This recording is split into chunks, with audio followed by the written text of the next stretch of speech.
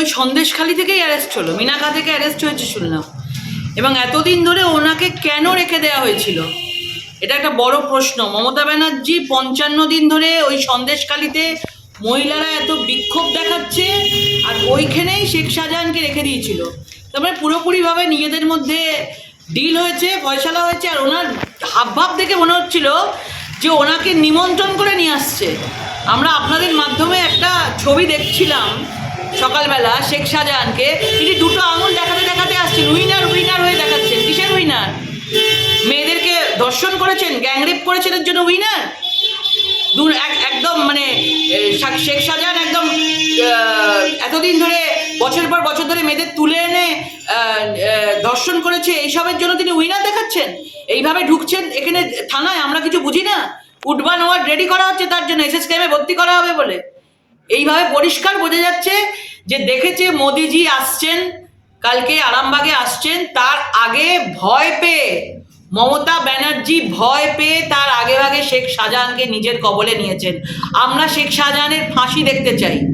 আমি একজন সংবিধানের প্রতিনিধি, আমি সেই জন্য বলতে পারবো না, কিন্তু এইটুকু বলবো, যদি সংবিধানের প্রতিনিধি না হতাম তাহলে বলতাম যে শেখ শাহজাহানকে এই মহিলাদের হাতে তুলে দেওয়া হোক। যেইরা মহিলাদের সাথে বছরের পর বছর ধরে অত্যাচার করেছে, কাউকে লাগবে না, একে পুলিশরা নিজেরা নিয়ে গিয়ে সুরক্ষা দেওয়ার ব্যবস্থা করেছে। এর ফাঁসি হোক এবং নাহলে মহিলাদের হাতে তুলে দেওয়া হোক, মহিলারাই একে শেষ করবে।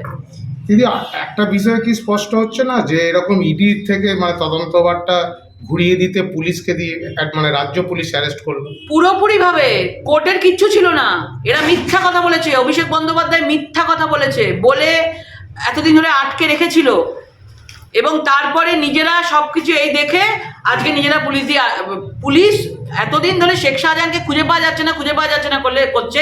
পুলিশ সবকিছু জানতো। আজকে ওই গ্রামবাসীরা বলছে যে 5 মিনিটের মধ্যে আমরা বার করে দিতে পারি। মানে এতদিন ধরে নিজেদের মধ্যে ভাবছিল কি করব।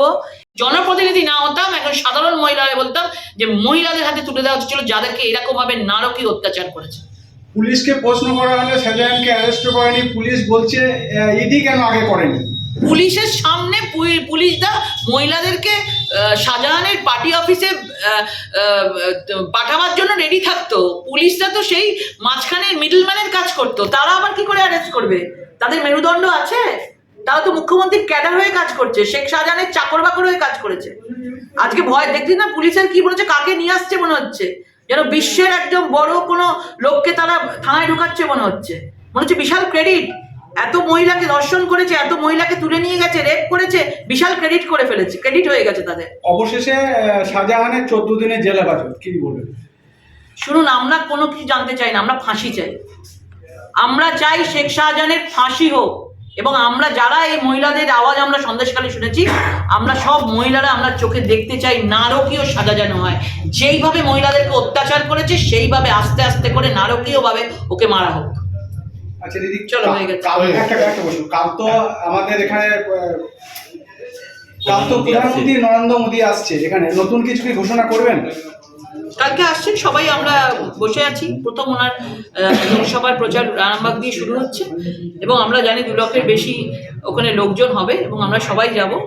এবং বাংলায় মানুষের জন্য উনি অনেক কিছু করেছেন, প্রধানমন্ত্রী আবাস যোজনা থেকে শুরু করে মানে অনেক কিছু, জল জীবন মিশন, ফ্রিতে রেশন, ভ্যাকসিন, 0 ব্যালেন্স অ্যাকাউন্ট, রাস্তা, রেল, কি বলবো, কিষাণ সম্মান নিধি, উজ্জ্বলা যোজনা, সব করেছেন।